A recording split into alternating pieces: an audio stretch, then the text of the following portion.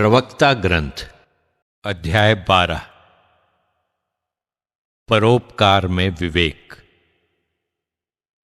अपने परोपकार का पात्र अच्छी तरह चुनो और तुमको अपने परोपकार का धन्यवाद दिया जाएगा।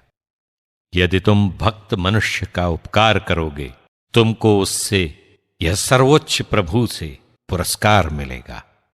जो बुराई करता रहता और भिक्षा दान करना नहीं चाहता, उसका कल्याण नहीं होगा, क्योंकि सर्वोच्च ईश्वर को उससे घृणा होती है और वो पश्चातापियों पर दया करता है। दयालु मनुष्य को दान दो और पापी की सहायता कभी नहीं करो। भले मनुष्य को दे दो और पापी को अपने यहां मत ठहराओ। दीन का उपकार करो और विधर्मी को कुछ नहीं दो। उसे हथियार मत दो, कहीं ऐसा ना हो कि उनके बल पर वो तुम पर हावी हो जाए, क्योंकि तुम उसका जो उपकार करोगे उससे दुगुनी बुराई तुमको भोगनी पड़ेगी। सर्वोच्च प्रभु को पापियों से घृणा है और वो दुष्टों को उचित दंड देता है। मित्रों की पहचान। सुख के दिनों में मित्र की पहचान नहीं होती और दुख के दिनों में शत्रु छिपा नहीं रहता।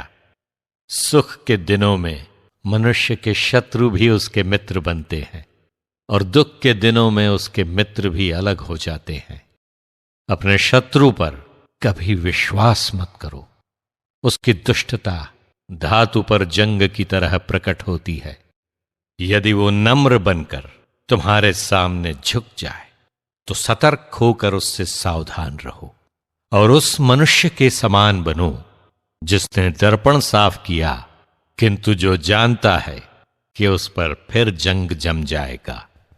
उसे अपने पास खड़ा ना होने दो, कहीं ऐसा ना हो कि वो तुमको गिरा दे और तुम्हारा स्थान ले ले। उसे अपने दाहिने न बैठने दो, कहीं ऐसा ना हो कि वो तुम्हारे आसन पर बैठ जाए और तुम अंत में समझो कि मैंने ठीक ही कहा और तुमको मेरी चेतावनी याद कर दुख हो।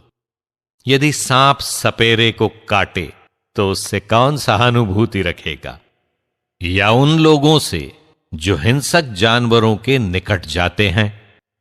यही दशा उसी की है जो पापी की संगति करता और उसके पापों में फंस जाता है। पापी थोड़े समय तक तुम्हारा साथ देगा, किंतु यदि तुम्हारी स्थिति डांवाडोल होगी तो वो नहीं टिकेगा। शत्रु के होठों से मधु टपकता है, किंतु उसके हृदय में तुमको गड्ढे में गिराने का भाव है। भले ही उसकी आंखों से आंसू निकलते हों, अवसर मिलने पर वो रक्त बहाने में भी नहीं हिचकेगा। यदि तुम पर विपत्ति आ पड़ी तो उसे अपने पास पाओगे। वो सहायता देने के बहाने तुमको लंगी मारेगा। वो सिर हिलाएगा, ताली बजाएगा और सीटी बजाते हुए अपना असली रूप प्रकट करेगा।